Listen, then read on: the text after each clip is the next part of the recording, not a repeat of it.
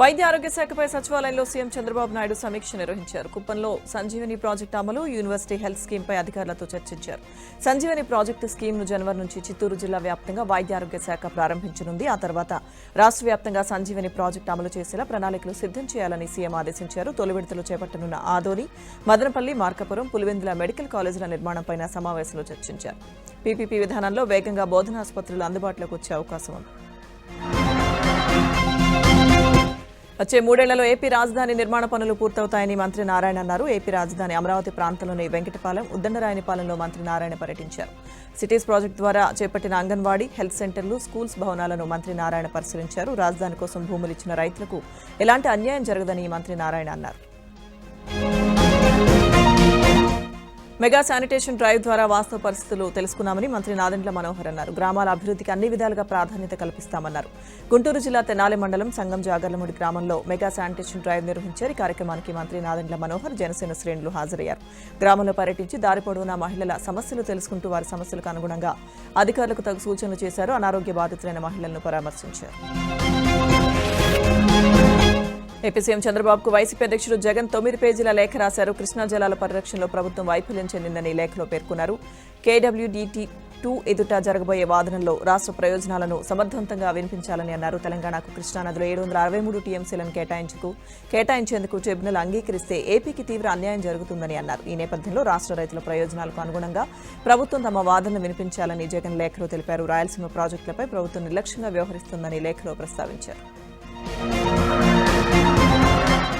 పోలవరం ప్రాజెక్టును కేంద్ర బృందం ప్రతినిధులు పరిశీలించారు. పోలవరం పనుల పురోగతి గురించి కేంద్ర బృందానికి జలవనరుల శాఖ, కాంట్రాక్ట్ సంస్థ ప్రతినిధులు వివరించారు. అనంతరం మోడల్ డ్యాంను పరిశీలించారు. స్పిల్వే పనులు, గేట్లను ఆపరేట్ చేసే సిలిండర్లు, పవర్ ప్యాక్స్ మొదలైన వాటి పనితీరును గురించి ఆరా తీశారు. డయాఫ్రమ్ వాల్, గ్యాప్ 1 అలాగే జల విద్యుత్ కేంద్రం పనులను పరిశీలించారు. అందరినీ సొంతింటి వారిని చేయాలన్నదే సీఎం చంద్రబాబు సంకల్పమని AP deputy speaker, Undi MLA Raghuramakrishnaraju అన్నారు. కేంద్ర రాష్ట్ర ప్రభుత్వాలు కలిసి స్థలం ఉన్న వారికి ఇల్లు కట్టుకోవడానికి 2,50,000 గ్రాంట్ ఇస్తుందన్నారు. గ్రామ, మున్సిపాలిటీ సచివాలయాల్లో రిజిస్టర్ చేసుకోవడానికి నెలాఖరు వరకే సమయం ఉందని, రాష్ట్ర ప్రజలంతా దీన్ని వినియోగించుకోవాలని అన్నారు. గతంలో తలెత్తిన సాంకేతిక ఇబ్బందులన్నీ తొలగిపోయాయని, ఆలస్యం చేయకుండా రిజిస్ట్రేషన్ ప్రక్రియను పూర్తి చేసుకోవాలని చెప్పారు. గృహ నిర్మాణం పూర్తయ్యే వరకు ప్రభుత్వం తరపున బాధ్యత తీసుకుంటామని రఘురామ తెలిపారు. గతంలో అధికారాన్ని అడ్డం పెట్టుకునే కేసుల విచారణ నుంచి తప్పించుకున్న మాజీ సీఎం జగన్ ఇంకెంతకాలం తప్పించుకుంటారని మంత్రి బాల వీరాంజనేయ స్వామి ప్రశ్నించారు. అలాగే వైసీపీ ప్రభుత్వ హయాంలో తిరుమలలో కల్తీ నెయ్యి జరిగిందని వాస్తవమని, దీనిపై సిట్ విచారణ జరుగుతోందని అన్నారు. టీటీడీ మాజీ చైర్మన్ వైవీ సుబ్బారెడ్డి తన అవినీతిపై అవాస్తవాలు మాట్లాడుతున్నారని అన్నారు. నంద్యాల జిల్లా మిట్టకందాల్లోని అంగన్వాడీ సెంటర్లో 7 చిన్నారుల అస్వస్థతపై ఏపీ ప్రభుత్వం సీరియస్ గా స్పందించింది. రాష్ట్ర women and child welfare commissioner Venugopal Reddy, collector రాజకుమారితో సహా జిల్లా అధికారులందరూ మిట్టకందాల్లో పర్యటించి చిన్నారుల ఆరోగ్య పరిస్థితిపై ఆరా తీశారు. అనంతరం అంగన్వాడీ సెంటర్ పరిసరాలను పరిశీలించి అధికారులతో చర్చించారు. అంగన్వాడీ సెంటర్కు సరఫరా చేసే ఆహారం, తాగునీటి శాంపిల్స్ ను ల్యాబ్కు పంపామని, చిన్నారులు క్షేమంగా ఉన్నారని కలెక్టర్ రాజకుమారి తెలిపారు. కర్నూలు జిల్లా గోనెగండ్ల మండలం గాజుల ప్రాజెక్టు సమీపంలోని చాలా గ్రామాల్లో తాగునీటి కోసం ప్రజలు అవస్థలు పడుతున్నారు. వారి అవస్థల గురించి 2014లో ఎమ్మెల్యే బీవీ జయనాగేశ్వరరెడ్డి తాగునీటి పథకాన్ని తీసుకొచ్చి 40% మేర పనులు చేపట్టారు. 2019లో అధికారంలోకి వచ్చిన వైసీపీ సర్కార్ కేంద్ర ప్రభుత్వం నిధులిచ్చినా ఎలాంటి చర్యలు చేపట్టలేదు. కూటమి ప్రభుత్వంలో ఎమ్మెల్యే జయనాగేశ్వరరెడ్డి చొరవతో పనులు ప్రారంభమయ్యాయి. ఈ ప్రాజెక్టు పూర్తయితే 16 గ్రామాల ప్రజల దాహం తీరనుంది. ప్రాజెక్టు పనులు వేగవంతం చేయడంతో ప్రజలు హర్షం వ్యక్తం చేస్తున్నారు. చిత్తూరు జిల్లా కుప్పం పర్యటనలో ఉన్న సీఎం చంద్రబాబు సతీమణి నారా భువనేశ్వరి శాంతిపల్లి మండలం నడింపల్లిలో మహిళలతో ముఖాముఖి నిర్వహించారు. ఈ సందర్భంగా మహిళలు కోలాటం ఆడుతున్న సమయంలో నారా భువనేశ్వరి మహిళలతో కలిసి కోలాటమాడారు. మహిళల అభ్యున్నతికి సీఎం చంద్రబాబు అనేక కార్యక్రమాలు చేస్తున్నారని తెలిపారు. నంద్యాల జిల్లా డోన్ ఎమ్మెల్యే కోట్ల జయసూర్యప్రకాష్ రెడ్డి ఘాటు వ్యాఖ్యలు చేశారు. డోన్ నియోజకవర్గం కర్నూలు జిల్లాలో కలుస్తుందని, దీనిపై ఎవరికి ఎటువంటి సందేహం లేదన్నారు. కొన్ని సమస్యల వల్ల గతంలో నంద్యాల జిల్లాలో డోన్ను కలిపారన్నారు. ఇక డోన్కు హెడ్ క్వార్టర్ లేదని, కుటుంబ ప్రభుత్వం కర్నూలు జిల్లాను హెడ్ క్వార్టర్గా ఏర్పాటు చేస్తుందని ఎమ్మెల్యే తెలిపారు. 4 VMRS నేషనల్ స్పోర్ట్స్ మీట్ 2025లో ఓవరాల్ ఛాంపియన్షిప్ను సాధించిన తెలంగాణ విద్యార్థులను సీఎం రేవంత్ రెడ్డి అభినందించారు. ఈ స్పోర్ట్స్ మీట్లో తెలంగాణ అథ్లెటిక్స్, ఆర్చరీ, అలాగే swimming, gymnastics, boxing, judo, wrestling, weight lifting, taekwondo, yoga, shooting, chess, అలాగే ఇతర ఈవెంట్లలో అన్ని రాష్ట్రాల కంటే అత్యధికంగా 230 రికార్డ్ బ్రేకింగ్ మెడల్స్ ను తెలంగాణ విద్యార్థులు సాధించారు. తెలంగాణ తరఫున ఈ జాతీయ ఈవెంట్లో 23 పాఠశాలలకు చెందిన 580 మంది విద్యార్థులు పాల్గొని అద్భుత ప్రదర్శన కనబరిచారు. వారందరినీ సీఎం రేవంత్ అభినందించారు. సైన్స్ ఫేర్ అనేది కొత్త ఆవిష్కరణలకు వేదికని మాజీ మంత్రి హరీష్ రావు అన్నారు. సిద్దిపేట గర్ల్స్ హైస్కూల్లో జరుగుతున్న జిల్లా స్థాయి సైన్స్ ఫేర్ కు హరీష్ రావు హాజరయ్యారు. యువత సరికొత్త ఆలోచనలు ఆవిష్కరణలతో ముందుకొస్తుందని, 10th క్లాసులో ఫస్ట్ వచ్చిన వారికి ఐపాడ్ ఇస్తామన్నారు. ప్రతి విద్యార్థిలో ఒక సైంటిస్ట్ ఉన్నాడని, సైన్స్ అనేది జీవితంలో ముందుకు వెళ్లడానికి ఉపయోగపడుతుందని అన్నారు. నూతన ఆవిష్కరణలో రాబోయే రోజుల్లో సిద్దిపేట జిల్లా నెంబర్ 1 స్థానంలో ఉండాలని హరీష్ రావు ఆకాంక్షించారు. కోటికి పైగా మొక్కలు నాటిన వనజీవి రామయ్య జీవితం అందరికీ ఆదర్శమని, ఆయన జీవిత చరిత్ర అందరికీ తెలియాలనే ఉద్దేశంతో ప్రకృతి పరిరక్షణ ఫిల్మ్స్ ఆధ్వర్యంలో వనజీవి రామయ్య జీవితాన్ని సినిమాగా రూపొందిస్తున్నారు. ఇక ఈ చిత్రానికి నంది అవార్డు గ్రహీత వేముగంటి దర్శకత్వం వహిస్తున్నారు. రామయ్య స్ఫూర్తిదాయక జీవితాన్ని తెరపైకి తీసుకురావడమే లక్ష్యంగా పెట్టుకున్నామని వనజీవి రామయ్య చిత్ర బృందం తెలిపింది. ఇక ఈ చిత్రంలో నటుడు బ్రహ్మాజీ నటిస్తున్నారు. ఈ చిత్రం అనేక అవార్డులు సాధించబోతుందని ఆశాభావం వ్యక్తం చేశారు. సినిమాను అందరూ ఆదరించాలని బ్రహ్మాజీ కోరారు. తెలంగాణలో భారీగా ఐపీఎస్లు బదిలీ అయ్యారు. సిఐడి డీఐజీగా పరిమళ నూతన్, మహేశ్వరం డీసీపీగా నారాయణ రెడ్డి, నార్కోటిక్ ఎస్పీగా పద్మజ, మల్కాజ్గిరి డీసీపీగా శ్రీధర్, సౌత్ జోన్ డీసీగా కిరణ్ ఖారే, టాస్క్ ఫోర్స్ డీసీపీగా వైభవ్ గైక్వాడ్, అలాగే ఎస్ఎంఐటీ డీజీపీగా రూపేష్, అలాగే గవర్నర్ ఏడీసీగా పి సుభాష్, డీజీ ట్రాన్స్కో ఎస్పీగా శ్రీనివాస్, రాచకొండ క్రైమ్ డీసీపీగా గుణశేఖర్ నియమిస్తూ ప్రభుత్వం నుంచి ఉత్తర్వులు వచ్చాయి. ఏక్ భారత్ శ్రేష్ఠ భారత్ నినాదంతో రాబోయే రోజుల్లో భారతదేశాన్ని ప్రపంచంలోనే నెంబర్ 1 గా నిలపాలని మెదక్ ఎంపీ రఘునందన్ రావు పిలుపునిచ్చారు. భారతదేశాన్ని 2047 నాటికి వికసిత భారత్ గా తీర్చిదిద్దేందుకు యువత ముందుకు రావాలన్నారు. సిద్దిపేట జిల్లా దుబ్బాకలో సర్దార్ వల్లభాయ్ పటేల్ 150వ జయంతి పురస్కరించుకుని యూనిటీ ఫర్ మార్చ్ కార్యక్రమాన్ని నిర్వహించారు. ఈ ర్యాలీలో వివిధ పాఠశాలకు చెందిన విద్యార్థులు పెద్ద సంఖ్యలో పాల్గొన్నారు. రాబోయే రోజుల్లో భారతదేశాన్ని ప్రపంచ దేశాల్లో అగ్రగామిగా ఉండేందుకు ప్రతి ఒక్కరూ కృషి చేయాలని అన్నారు. ఎవరు ఏ సమస్యతో వచ్చినా న్యాయబద్ధంగా ఉంటే పార్టీలతో సంబంధం లేకుండా పరిష్కరించేందుకు కృషి చేస్తానని ఎమ్మెల్యే వేగేసిన నరేంద్ర వర్మ అన్నారు. ఇవాళ బాపట్లోని విజన్ బిల్డింగ్ లో ఎమ్మెల్యే ప్రజావేదిక నిర్వహించారు. ప్రతి మంగళ, బుధ, శుక్రవారం ప్రజావేదిక నిర్వహిస్తామని, అధికారులంతా పాల్గొంటారని, ప్రతి సమస్యను పరిష్కరిస్తామని ఎమ్మెల్యే నరేంద్ర వర్మ తెలిపారు. సంగారెడ్డి జిల్లా శివంపేట పంచాయతీ కార్యాలయంలో అధికారులను ట్రిపుల్ బాధిత రైతులు నిర్బంధించారు. ట్రిపుల్ రోడ్డు నిర్మాణం విషయంలో భూములు ఇస్తున్న రైతులకు అధికారులు నోటీసులు ఇవ్వడానికి గ్రామానికి వెళ్లారు. దీంతో అధికారులను బాధిత రైతులు పంచాయతీ కార్యాలయంలో నిర్బంధించి తాళం వేసి అక్కడే బైఠాయించారు.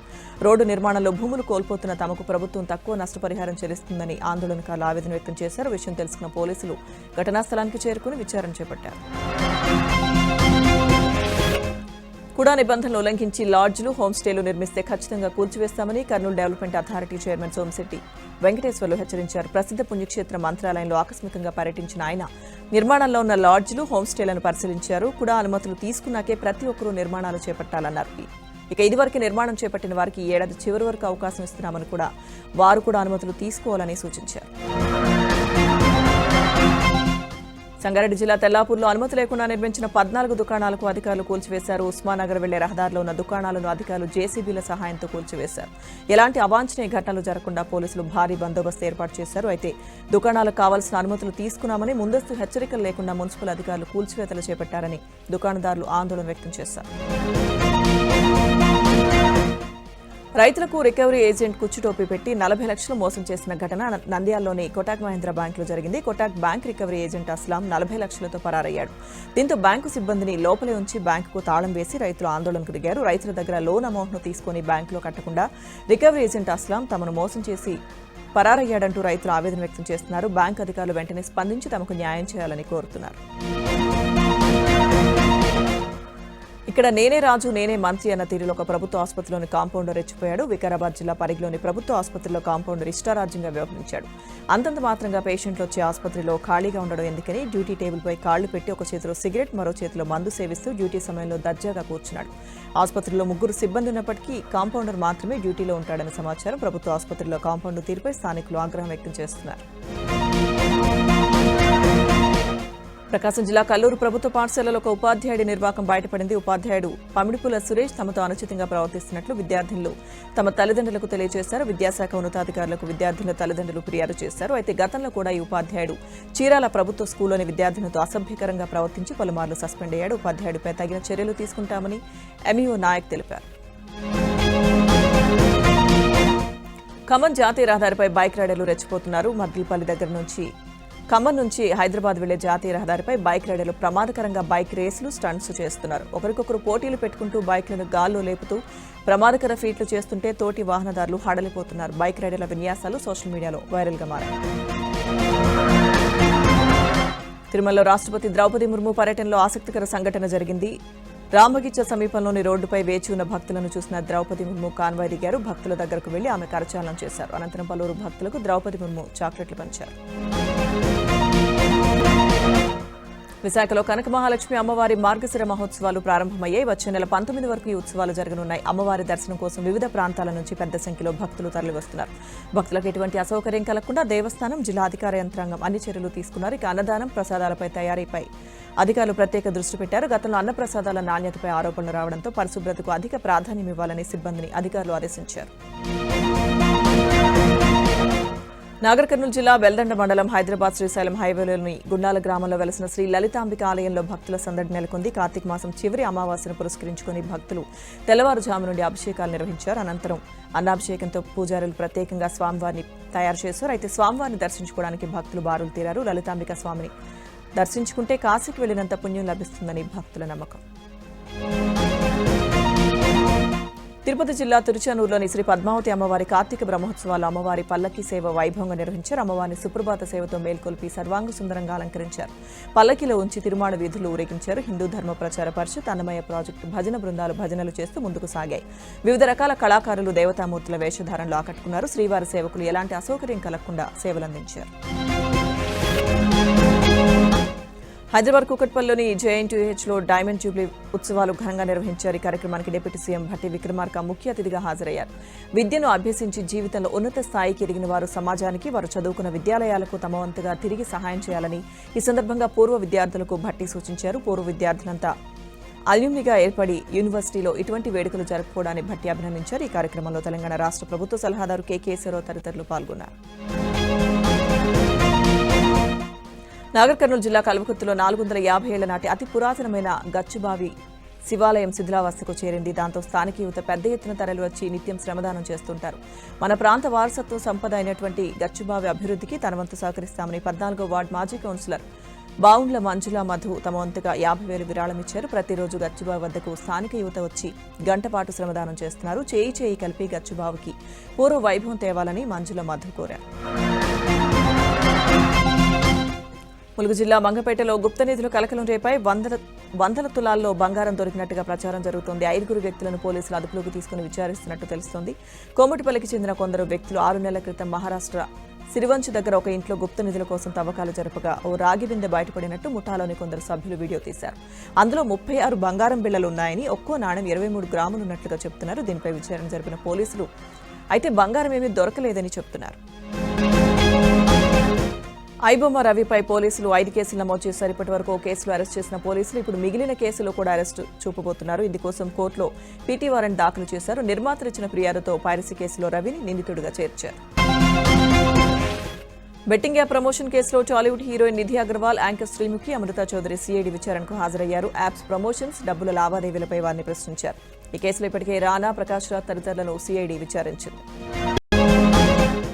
గుంటూరులో డ్రగ్స్ సరఫరా చేస్తున్న ఒక ముఠాను పోలీసులు రెడ్ హ్యాండెడ్గా పట్టుకున్నారు. ముఠాలోని 2 పోలీసులు అరెస్ట్ చేసి రిమాండ్కు తరలించారు. అయితే బెంగళూరుకు చెందిన విశాల్ సింగ్ చౌహాన్ అనే వ్యక్తి గుంటూరులోని బత్తుల శ్రీనివాస్ అనే మరో యువకుడికి ఎండీఎంఏ డ్రగ్ అందిస్తుండగా పోలీసులు పట్టుకున్నారు. నిందితుల నుంచి 11 గ్రాముల ఎండీఎంఏ డ్రగ్ ను స్వాధీనం చేసుకుని 2 అరెస్ట్ చేశారు. మాదక ద్రవ్యాల చలామణిపై నిఘా ఉంచామని, ముఠాకు సంబంధించిన మిగతా సభ్యులను కూడా త్వరలోనే పట్టుకుంటామని పోలీసులు తెలిపారు. గంజాయి మత్తుకు బానిసైన ఓ వ్యక్తి బయట కొనలేక ఏకంగా తన ఇంటి పెరట్లోనే గంజాయి సాగు చేసిన ఘటన నాగర్ కర్నూలు జిల్లా పల్కపల్లిలో జరిగింది. ఎలక్ట్రీషియన్ నాగనూలు 3 ఏళ్ల నుంచి గంజాయికి బానిసయ్యాడు. అయితే అధిక ధర పెట్టి మార్కెట్లో గంజాయిని కొనలేక మన్నూరు హైదరాబాద్లో గంజాయి విత్తనాలను సేకరించాడు. 2 ఏళ్ల నుంచి ఇంటి వద్దే మొక్కలు పెంచాడు. ఇక ఆ తర్వాత తెలిసిన వ్యక్తులకు గంజాయి విక్రయించి వారితో కలిసి తాగేవాడు. స్థానికుల సమాచారంతో అచ్చంపేట పోలీసులు నాగనూలు ఇంట్లో తనిఖీలు చేశారు. 18 గంజాయి మొక్కలను గుర్తించి నిందితుడిని అదుపులోకి తీసుకున్నారు.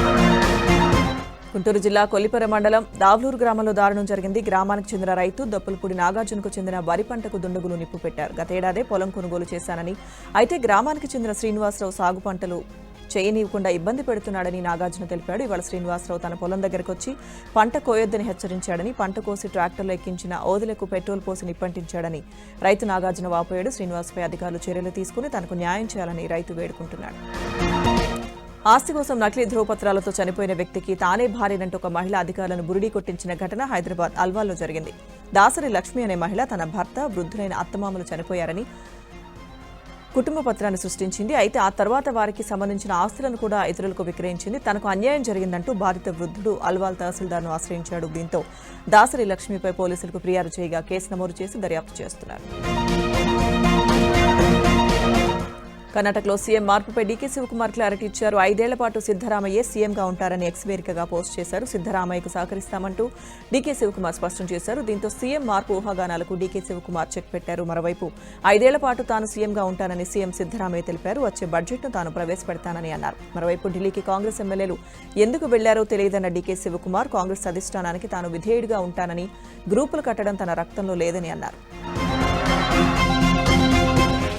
ఢిల్లీ పేలుళ్ల కేసులో మరో కొత్త కోణం వెలుగులోకి వచ్చింది. ఉగ్రవాది ఉమర్ నబీకి బాంబుల తయారీలో శిక్షణ ఇవ్వడానికి ఉగ్ర సంస్థలు పాకిస్తాన్ నుంచి బాంబు తయారీ వీడియోలు పంపినట్లుగా దర్యాప్తు బృందం గుర్తించింది. హంజుల్ అనే జైషే మహ్మద్ హ్యాండ్లర్ ఈ వీడియోలను అతడికి పంపినట్టు తెలుస్తుంది. మొత్తం 42 వీడియోలు వచ్చినట్లుగా అధికారులు భావిస్తున్నారు. ఉగ్ర కుట్రల గురించి నిందితులు టెలిగ్రామ్ యాప్లో చర్చించుకునేవారని, అనుమానం రాకుండా ఆయుధాలు, బాంబుల గురించి వంటకాల పేర్లను సీక్రెట్ కోడ్గా వాడేవారని అధికారులు తెలిపారు. పేలుడు పదార్థాలకు బిర్యానీ అని, ఉగ్ర ఘటనలు అమలు చేయడానికి దావత్ అని కోడ్ నేమ్లను ఉపయోగించినట్లుగా గుర్తించారు. బెంగళూరులో ట్రాఫిక్ పై వ్యోమగామి సుభాన్షు శుక్లా సెటైర్లు వేశారు. నిన్న బెంగళూరు టెక్నాలజీ సమ్మిట్లో ఫ్యూచర్ మేకర్స్ కాంక్లేవ్ కు సుభాన్షు శుక్లా హాజరయ్యారు. సభలో కిక్కిరిసిన ప్రేక్షకుల ముందు ఈ సమ్మిట్ కు వస్తూ బెంగళూరు ట్రాఫిక్ లో తాను పడ్డ కష్టాలను చమత్కరించారు. ఇక మారుతల్లి నుంచి బెంగళూరుకు 3 గంటల పాటు ప్రయాణం చేయాల్సి వచ్చిందని, ఇందులో 3వ వంతు సమయంలోనే తన ప్రసంగాన్ని పూర్తి చేశానని సుభాన్షు చెప్పారు. ఇక భవిష్యత్తులో భారత అంతరిక్ష ప్రగతికి హద్దులు లేవని సుభాన్షు శుక్లా